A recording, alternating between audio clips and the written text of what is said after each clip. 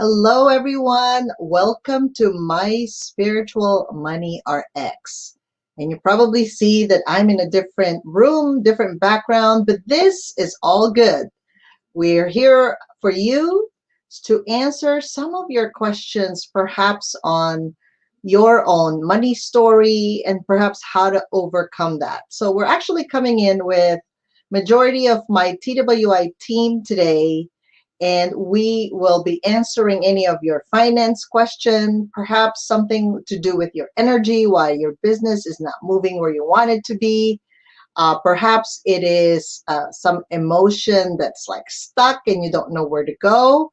And maybe it's a business coaching question and you just don't know what to do with it, right? Like you don't know how to move from point A to point B. So we know that money stories can come from a variety of reasons. It could be physical, it could be emotional, like the feelings we have about it. It could be a mindset issue, or maybe it's a psychic spiritual issue. So I'm bringing up my team here today. I have Dave Baldwin. Welcome.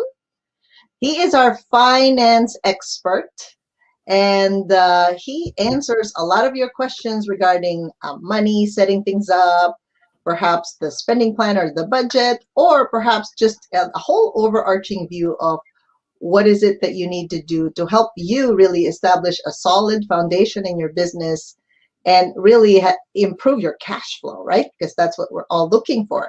And then Vienna is our emotion code practitioner.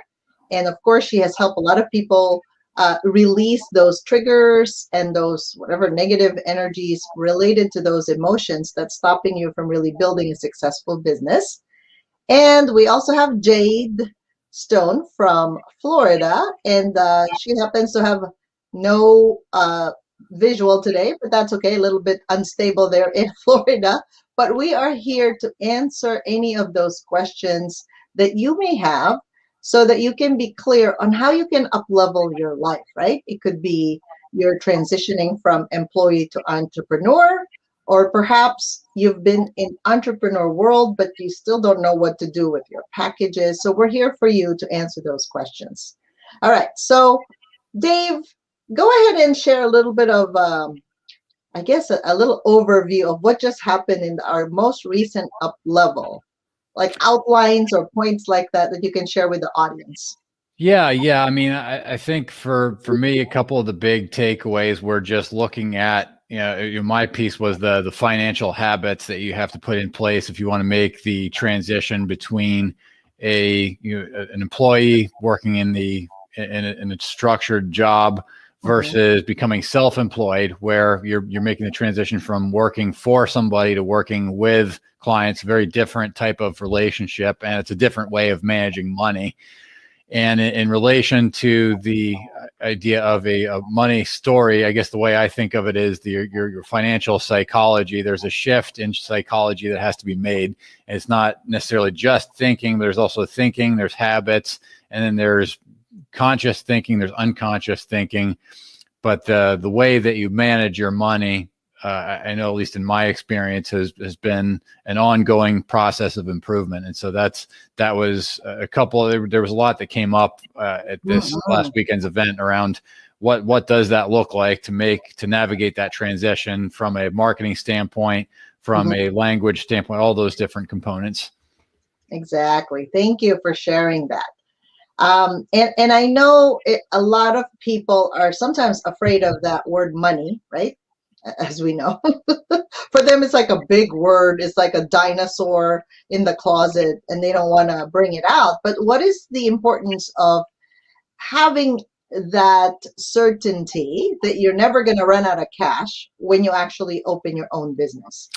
Well, the real key is that if you're on unsteady ground and you're not sure if you're going to survive the next 2 or 3 months, you're going to be operating from fear. And as anybody who's been in any kind of business for any length of time knows, on a practical level, fear is a client repellent, because you're going to be essentially showing up, kind of looking like you're desperate to make the sale. And that's just, I mean, people are just repulsed by that's where, so I think really for me, that's the big takeaway, is that if you have to create that stability, otherwise you create this downward spiral of you project desperation, your income drops, you become more desperate. And, but thankfully there's a way to interrupt that. And it begins with that stability. Yeah. And it doesn't have to take forever, especially if someone holds your hand who knows what they're doing, and you just get out of corporate, right? So you know exactly, because in the past, you were also in the same boat that you would, you had a job, but then you were trying to work a business. Yes. What's the difference between you exiting your job before versus now? Well, I mean, it's been a gradual process. I mean, it's always been, there's always something I have to work on. I mean, the first time I ever left a job and started my own business, that was 2007. And I did everything wrong pretty much that first year. And, I've since then had numerous different jobs. I have a combination of self-employed and traditional types of income. And it's been a gradual process of just having to learn how to manage financially with the psychology of a self-employed entrepreneur, which essentially it requires a lot more of creating your own structure. Whereas if you're an employee, that structure is created for you. You're told when to report to work, what to do. And from an income standpoint, you're provided with a salary or a wage, but it's generally fixed to a great degree. Right. And you don't really have to, you're mainly just thinking about, how do I make sure I don't spend too much? But your income, you don't really have that much control over. So then when you're an entrepreneur, on the positive side, you have the ability to make a lot more. But if you're not working, nobody's going to come knock on your door like a boss would in a job, but your income is going to drop off. And so people a lot of times think that it takes more discipline, but I don't really think that's necessarily the case. I think it's more of, it requires a different set of habits that's unfamiliar for somebody who's only ever worked in a traditional job. Yes, definitely. So Jade, would you like to chime in? So Jade is our business coach and business manager in our TWI team. And Jade, would you like to add on to what Dave was just mentioning? What do you see people that are transitioning from employee to entrepreneurship? Like, how can we really help them, even, us as a team all together? So I'm going to mute. Yeah. So I think, okay, great. Can you hear me? Yes, we can hear you. Okay, wonderful. So one thing that I would say to anyone who is considering making this transition or has already decided to make this transition, the first thing that I always tell people is to get very, very clear on what your why is. What is the reason that you are doing this? And what I would say is go a couple levels deep, right? So if your immediate response is, well, I'm just sick of my boss telling me what to do, I want to be my own boss. Great. What's below that, right? Freedom, it sounds like, right? Maybe what's below that, okay, what are they telling you to do that you don't like? Well, I don't like that, this work, I don't see the point in this work, right? It's not purpose driven. Oh, okay. So then your why also has to do with the fact that you want to be doing something that lights you up every day, right? It might be the fact, I can never leave early to see my kid's soccer game, right? And I want to be able to do that. Oh, wonderful. So having a balance of work and life and being your own boss is important to you, right? So very quickly, right, we can say, well, or I want money, right? Even under that. Okay, what's under that? What do you want to do with that money, right? And it seems like such a simple thing, but here's the thing. I always have people do this: write it, save it on their desktop, make copies of it, send it to me as I'm doing business coaching with them, because the amount of times that we go back to that why is more than you would even think, okay? Because when it gets hard, right? When there's struggle, when there's, should I even be doing this, Jade? Should I just go back and get, a job? This just doesn't seem to be working. The first thing that we do is go back to the why. Not, I know Dave won't like this, but how much money is in the bank account, right? Not how many clients we have. All that means is we just don't have the right structure yet. And Dave mentioned making, fear-based decisions, right? How can we, right? The money is the money. He's right about that. It is what it is, right? But what can we do with what we have, right? Maybe we have to, go a little bit smaller, right? We have to show up and not be as ready. Like there's certain things that we can do, right, with knowing that strategy. So that's always my first thing. And that is a simple, free thing. Anyone get a piece of notebook paper out right now and do, but ask yourself at least 5 times, but why, what's under that?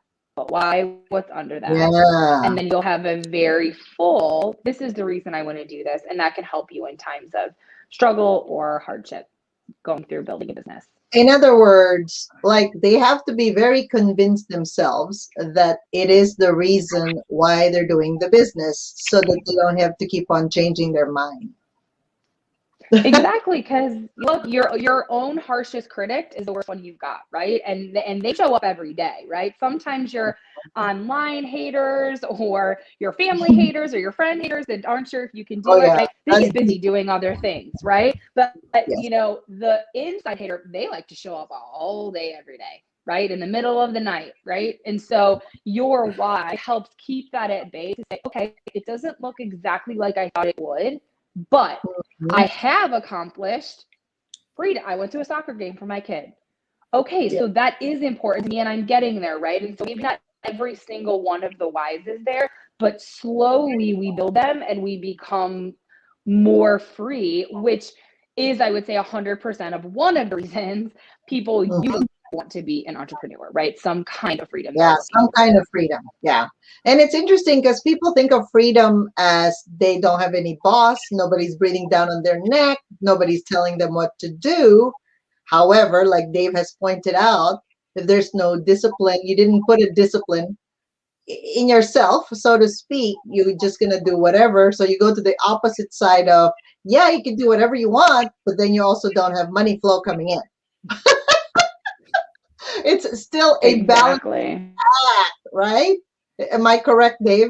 Yes, I would agree with that. And I should qualify. I generally agree with everything Jade said. I think it's a question of, if you don't have financial stability, how do you create it? And I do agree. I think you've got to start with your big why. And because if the only why you have is I need money, nobody cares. Guess what? We all need money. So what? Yeah, or we all want more, right? That's the exactly. thing. The more money gives us more freedom, gives us more choices, it gives us more options.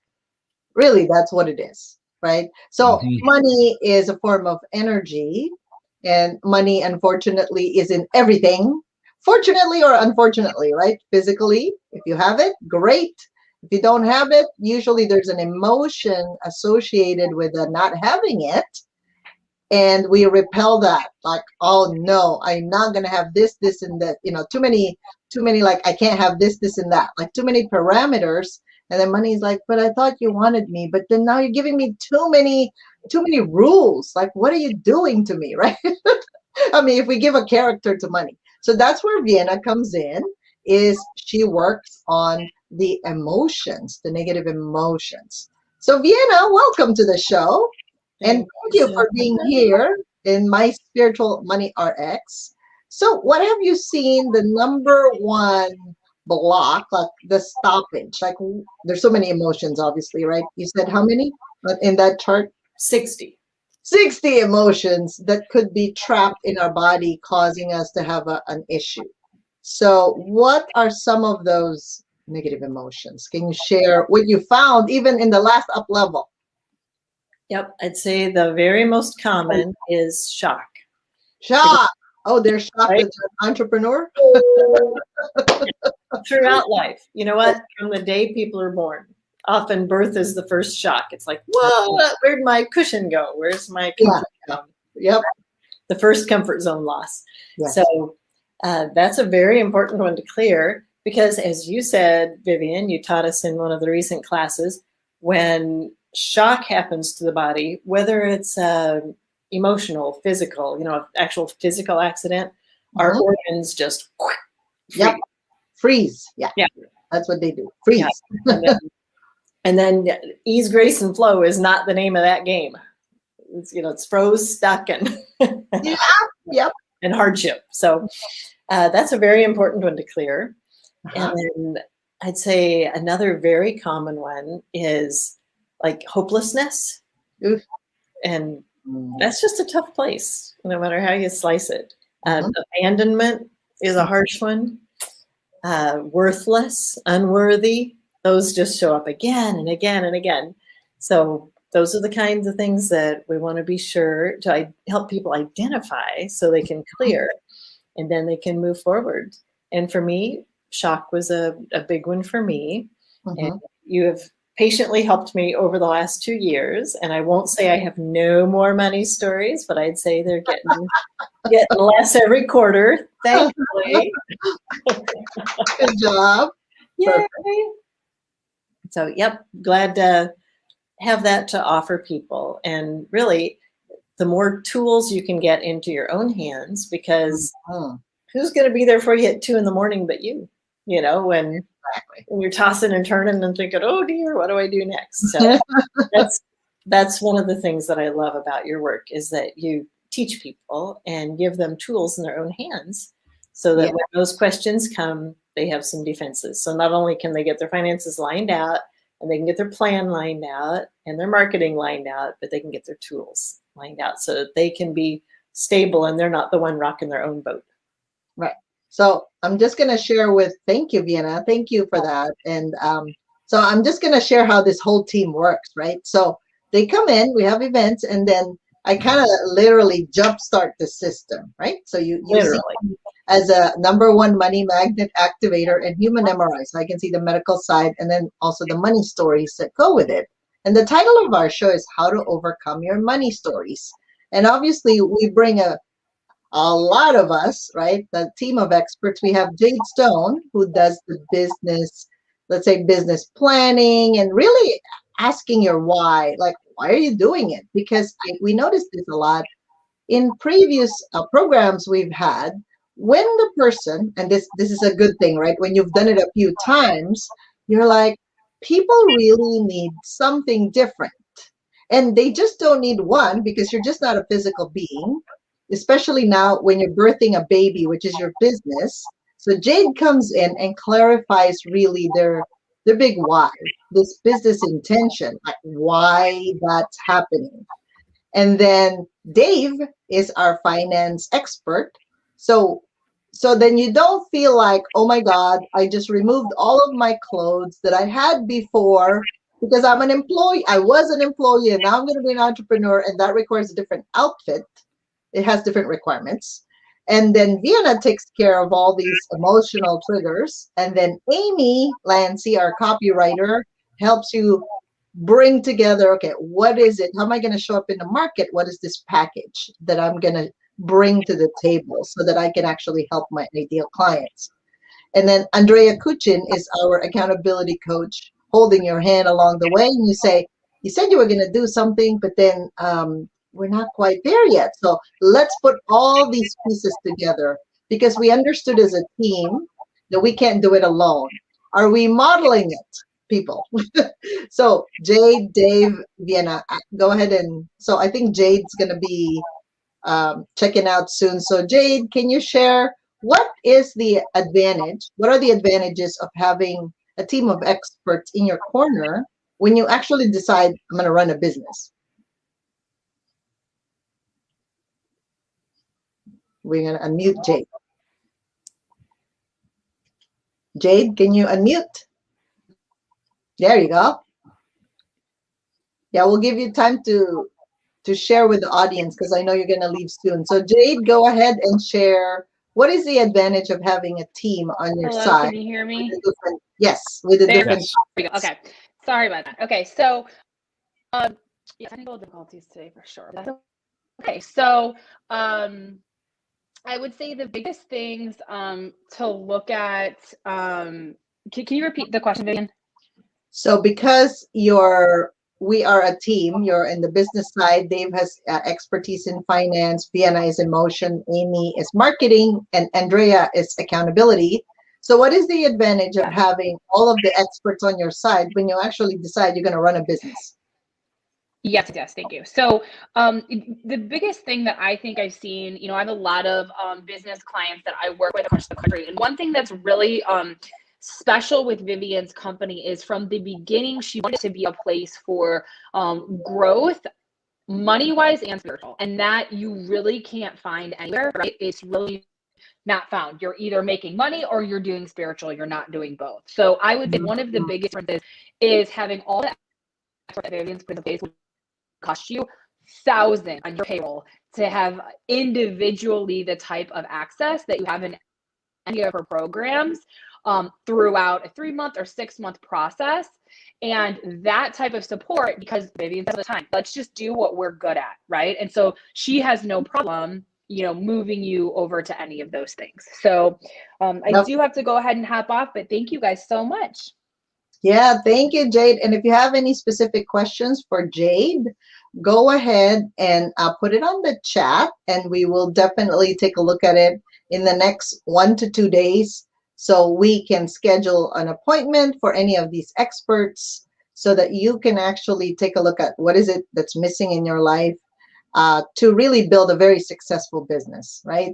So I think we just lost Vienna. So let me remove her first, and then Dave, what is the advantage? Because you just transitioned from employee to entrepreneurship. So what's the advantage of having multiple people on your side to really see the different angles that perhaps the one person or one coach can't see? Yeah, I mean, I think for one thing, it's a lot harder to stay encouraged when you're in isolation. I think when you're in your own head trying to figure everything out, that's just from an emotional standpoint, its motivation gets a lot harder versus when you have a team around you and you don't feel like you're doing it all by yourself and you don't feel like you have to figure it all out. But I think from a practical standpoint, to address what you'd said about the different perspectives, the popular quote comes to mind for me that you can't solve a problem with the same thinking that you use to create it. And, just in terms of learning how to retrain yourself and get into a new kind of thinking and unfamiliar ways of thinking, it requires different vantage points just to first of all, even realize what the questions are to ask. I mean, because sometimes if you ask the wrong questions, you're going to get the wrong answers, but a team can kind of really come out and say, okay, well, let's actually re-examine this from these different perspectives and actually invite you to consider there's even a different question to ask and just a different viewpoint to look at that you probably wouldn't have thought of. It's so yeah, I mean, a team really for me is just always about, my goal is always to be the dumbest person in the room. If I'm the smartest person in the room, then I'm in trouble because nobody else is going to come up with anything I can't come up with myself. So yeah, true. Thank you for sharing that. And that carries a lot of humility, right? Because obviously if you're entering, it's kind of like you're in elementary, maybe grade 4 or 5, and then suddenly you go, you know what, I'm going to go to college right now and skip high school. I mean, that's kind of what you said, but then you skip and you go, what are they talking about? Because entrepreneurship has different kinds of languages, right? But you have the energetics of, yes, I want to jump like a quantum leap, but I need some help. Can somebody please hold my hands? so that I can actually walk this successfully. And I know from a fact that if we don't hire mentors and specialists to walk with us, okay, it's good that if you walk your walk and talk your talk, obviously you're going to get there faster, right? The mentorship and the coaching actually collapses your time space reality to get there. Vienna, in this case, emotions that come up, would you say that after you clear an emotion, it's done? Or is it, let's say you have a marketing issue now, or let's say you have a budgeting issue. Do those emotions come up anytime? Like, when does it come up? And when can we use that special help? That is a fantastic question, Vivian. What the wonderful news is let's say I had a trapped emotion from grade school, some events there.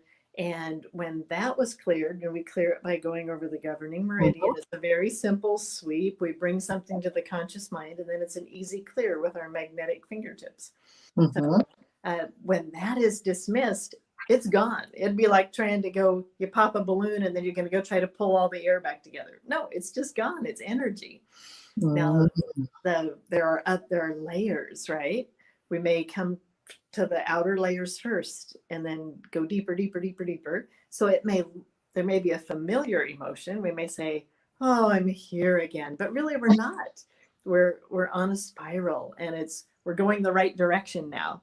Sometimes life just gets so heavy and we're going down, down, down, down, down. And we think, So the same thing that, the screwdriver this way puts the screw in, going the other way brings it back out. So that's what our team can do, is reverse the rotation so that you're coming up and out. We may see a familiar emotion, but it's not at all on the same plane. And each time we're making progress, and then we respond completely differently. I've had circumstances come up and I know it looks just exactly the same on the outside, but I'm not triggered anymore. Right. That's important. Differently. Yeah. Yes. So I've loved that about the work that we can do together. And then when we get those new circumstances, that may trigger some different emotions that we hadn't come across yet. So it seems to come in waves, where I'll need it for a bit. But the thing that I encourage people to do is become a professional noticer of your own situation. I got that. That's not original, but I just love that concept, because when I began to care enough about myself that I could notice when I was triggered, then I could do something about it. But when I didn't know, and I thought this was just life as it had to be, I was stuck. I didn't even know to reach for a tool. I didn't even know it was broken. Exactly. And duct tape's not the answer on this one. Yes. And I believe there are a few questions. So is it okay that we bring this up now, right? So there's a question for Dave, our finance officer here. Dave, do you feel like a lot of business owners go into isolation, and how can you tell? I think that everybody goes into isolation to some degree, and for a lot of different reasons. But I think, it's an interesting question about how do you tell? I think usually it has to do with communication. I think a lot of times right, especially now with COVID and the world going virtual, when everything's happening over email. But I think for a small business owner, the tendency, some of the markers, as I would put it, that show up when somebody is isolated to an excessive degree might be a lack of responsiveness, because there's kind of a downward spiral that may set in, that when you become isolated, you actually isolate yourself further. So I think when somebody stops responding, or somebody just becomes elusive and responses in their communication, or a lot of times I think when I ask a question about a number and the answer I get is about a feeling, then that's actually another pattern that can show up when you're in isolation, is focusing exclusively on your feelings and emotions and not dealing with data, versus and I think that that's where when you get in around a group of people and you're communicating, and what tends to happen is the data comes to the surface more readily, because that just is more likely to happen in a group than it is with one person alone. But that's there's plenty of other things we could go into about that, but that's kind of my off the cuff response. Got it. And Vienna, do you mind answering that question as well? Because I know that, so you can see how Dave is more the objective, wearing the objective hat, and he can look at things more objectively versus a woman. Usually we're very emotional. That's why we have an emotion code expert here. Because the emotion is like the water, right? Unfortunately, let's bring water and let's just spill it all over your business. You see how you're going, but wait a minute, I'm doing something, and then there's this water all over the place, and I'm supposed to be working on this, and now I have to clean up this water. That's the emotion, people. That's really, it's real. We can't ignore the fact that we feel, especially if we're a female. And so here comes another person who knows how to clear it very quickly. Actually, it doesn't take years to clear an emotion, right? Because it's a trigger. It just is a wave. So Vienna, how would you address that? Well, the thing that I think is so helpful is like Dave's got the objective, and I get to deal more in the subjective. It's this teeter-totter. Yes. We want it to be balanced. We don't want everything to be sliding off the table. Either direction, just saying. That's right. And here I am with the energetics, like scoping at the whole thing from above, and we're like, but wait a minute, your ancestors are causing you some triggers here, or it's a previous trauma that you may have had, or you just have a fear of the future because you're really afraid to be successful. So some of the money conversations are because of fear of the future, fear not of failure. Sometimes it's actually fear of success. Believe it or not, those two are opposing characteristics, right? Failure and success. So even for me, I remember it wasn't the failure that I was afraid of, because it shows. I fall down, I get back up. I fall down, I get back up. How many times as a kid have we fallen? We just kind of cry. It hurts. I scraped my knee. But you get up back up, right? It's not like you don't go outside and play again on the same cement where I hurt my knee. I do it again and again and again. So how come some people can get back up, almost like nothing happened, and some people, it's stuck in their cells. It's like in their cellular memory that they got hurt and they don't want to get hurt ever again. What happens, by the way, in the emotions like that are trapped? Yeah, I think a key word there is resilience. I've been doing some reading lately on that. And I think especially when it comes to the kind of data that Dave's talking about, for me, it's I'm thinking out of sight, like I'm safe. I'm going to put my head in the sand here. And if I don't look at the numbers, they won't be able to bite me. Well, guess what? Guess what? My nose, that's all. Oh my God. So, but when someone's in that emergency state, fight or flight, then they need to be able to clear that current layer of trauma that they're operating out of, that's become their modus operandi. And then now they can afford to look around. Before, when you're in fight or flight, you're so focused. It's like, where's the tree I can climb? Where's my safe place? And you just end up running in circles, chasing your tail, But if you can get that emergency out of your field, then you can afford, it doesn't feel too costly to look around. You feel safe. Nothing's going to chase you and eat you while you're looking around at the numbers. So. Oh, wow. Yeah. And Dave, would you say that numbers are one of the highest form of fear when it comes to people when running their business?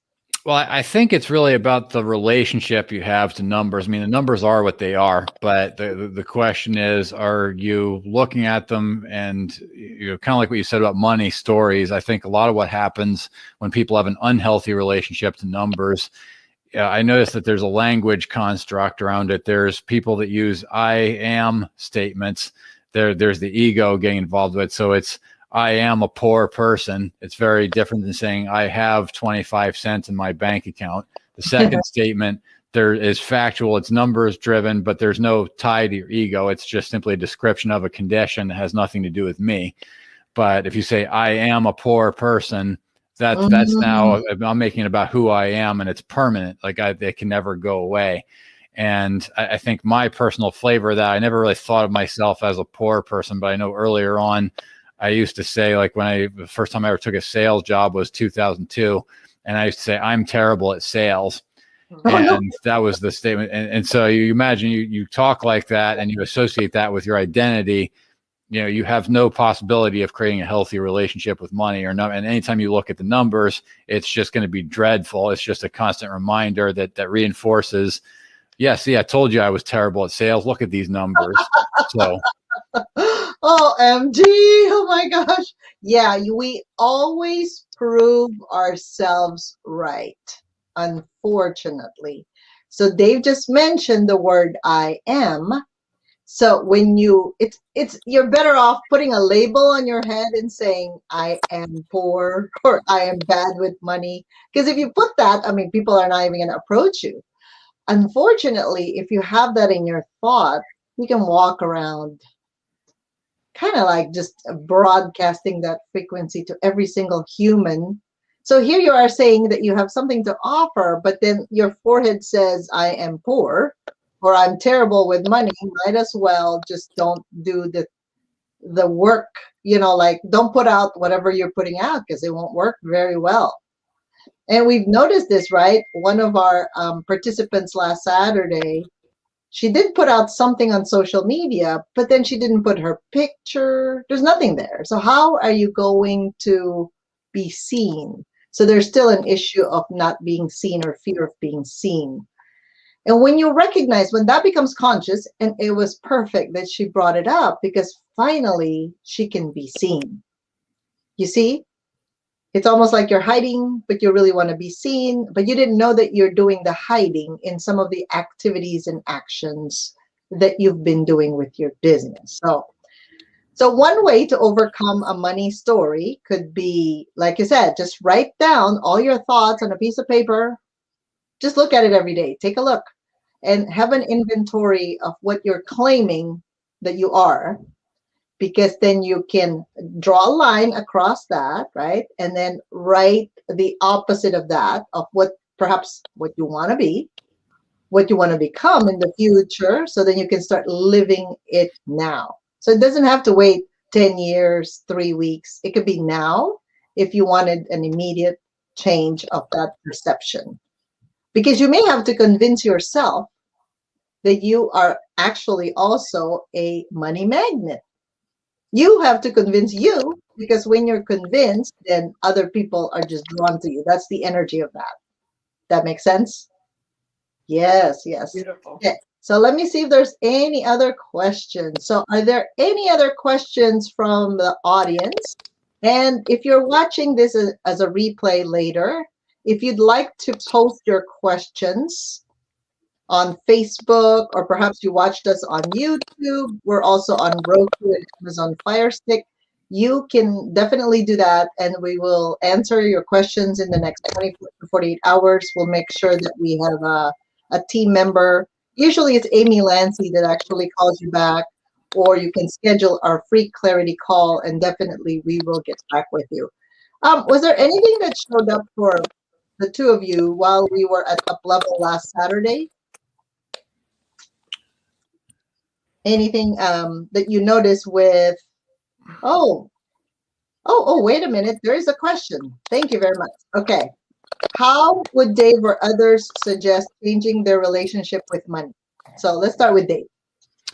Well, I would say the first thing that I can recommend is start looking at the numbers more often, no matter how uncomfortable it makes you, or whether you like the numbers or not. I mean, maybe pay attention to whatever emotions they bring up, but just simply start looking at it, whether it's even as simple as log into your bank account once a day and look at what the balance is, and just and especially if you really don't like the feeling, to just simply pay attention to what that brings up.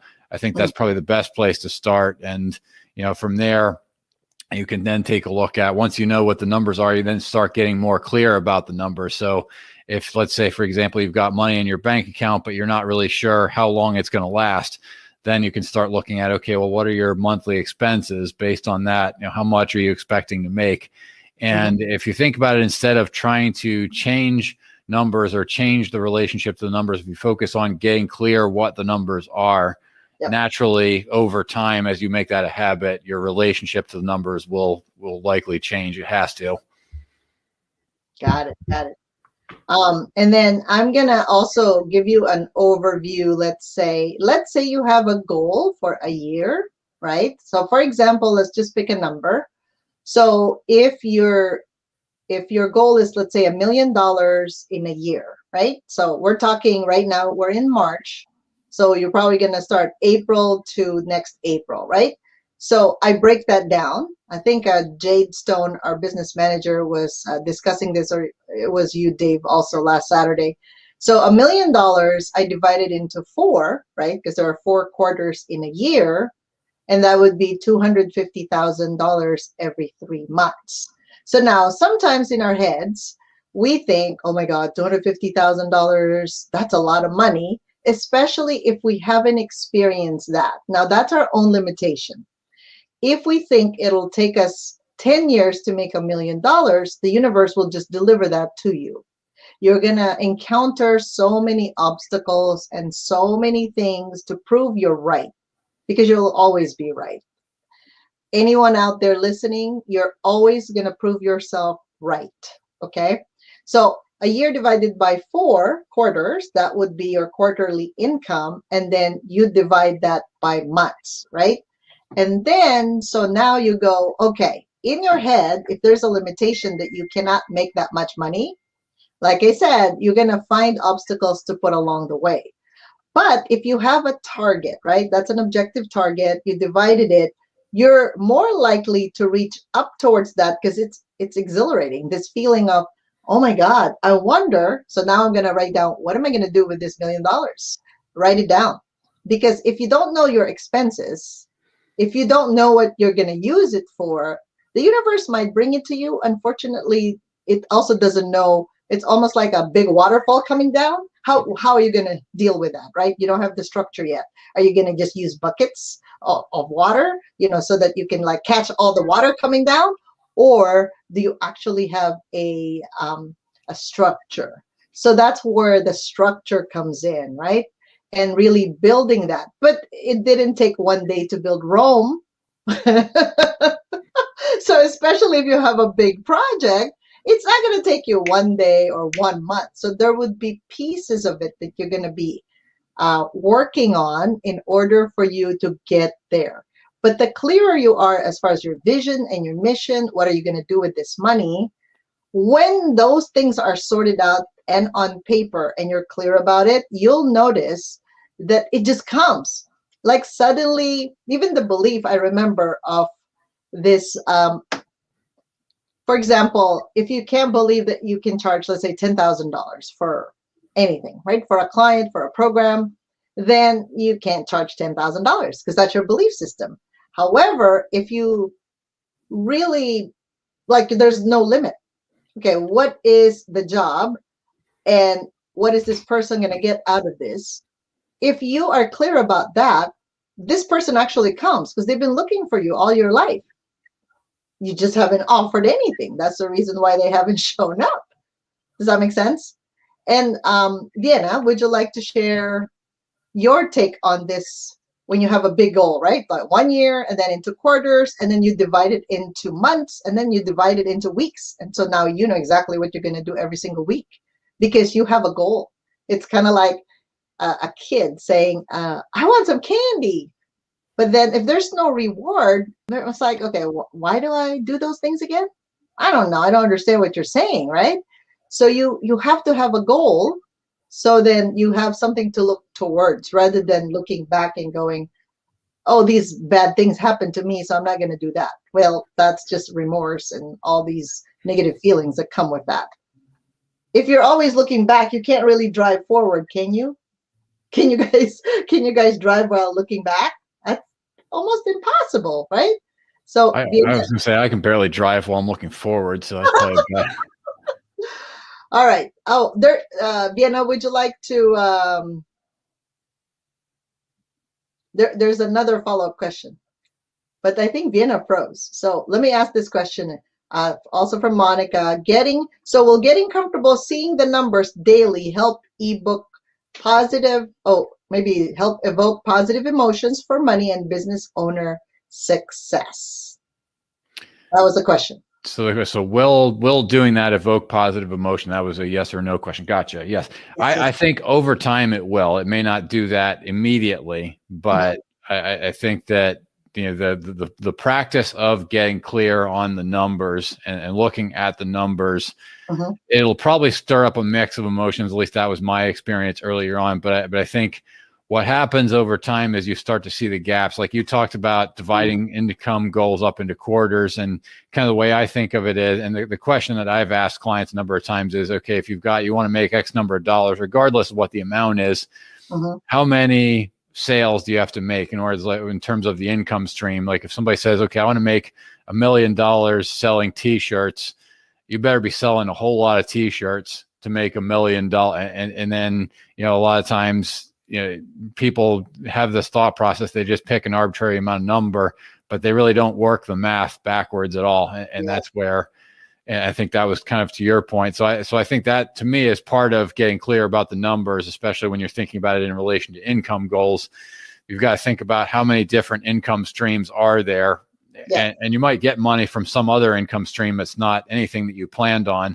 But if you just kind of have this vague notion of I'm going to go out and do some stuff and hopefully I'll make $500,000 in 6 months. If I were a betting man, I probably wouldn't bet much on that. So just to be clear on the number, so let's say $250,000 was the goal, right? In 3 months. So I divided that on my calculator. That's $83,333.33 a month, right? So if you're charging a client $10,000, that might be, if that's the only service you provide, $10,000 for, I don't know how many months you're going to serve that client or how many weeks, depending on the specialization. That's about 8 clients a month. So instead of us chasing clients, I always teach this too. You don't want to be chasing people, because who wants to be chased? It's like, I don't want to be running after people, right? You want to be the magnet, especially if in human design you're a generator or manifesting generator. You can attract people into your tribe. And that's partly what we're sharing here is you need to have clarity. You really need to know where you're at and how you can help these people. That's why we have a team of experts to help you get there, because an employee mindset is different than an entrepreneur mindset completely. And we also touched on up level that the 10,000, if you think of making $10,000 from a client, 50% of that goes to you and the 50% goes to your business, because your business has expenses. It doesn't come to all of you directly. Does that make sense? That's the reason why we do the math, right? That's why we get comfortable on the math.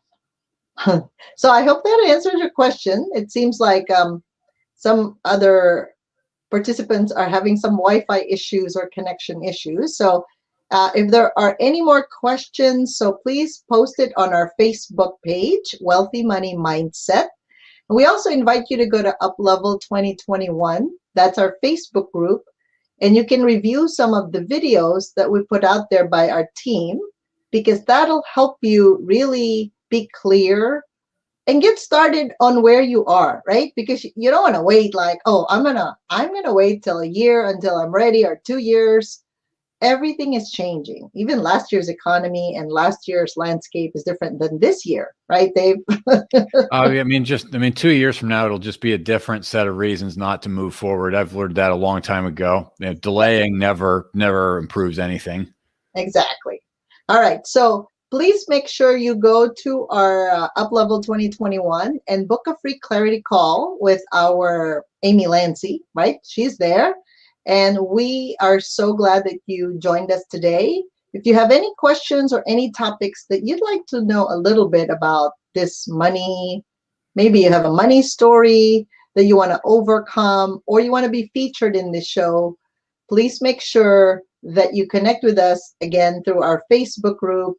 And this is where you book the call. Let me just show that. All right. amylancy.as.me/clarity call. And we are taking applicants this week. And I want to invite you all on Wednesday at 9 a.m. You're going to see these experts again from 9 to 10 a.m. And we're going to be answering your questions. Perhaps you have your own nigglies about this. Okay, how do I start a business? I have a business, but it's not making money. So kindly go to that Uplevel 2021, 9 o'clock on Wednesday, and we have our Zoom call there, and we would be happy to answer any questions you may have. Thank you, Dave, for being part of this show. Thank you, Thank Lou. you, Vivian, for having me. Yes, and thank you, Lou, for looking at the questions and posting it here also. Thank you so much. She's our virtual assistant. So as you can see, we have a team that actually helps support us in many ways. So thank you so much, and we will see you again next week.